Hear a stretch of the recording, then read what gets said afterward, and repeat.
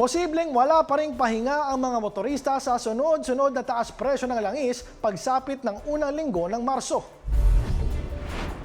Sa abiso ng Jetty Petroleum, inaasahang tataas pa ang diesel ng 80 centavos hanggang 1 peso kada litro.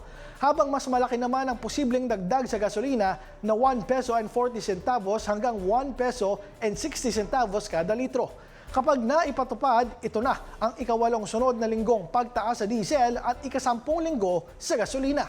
Ayon sa mga eksperto, patuloy na naaapektuhan ang presyo ng langis ng tensyon sa Middle East, partikular ang banta ng giyera sa pagitan ng US at Iran.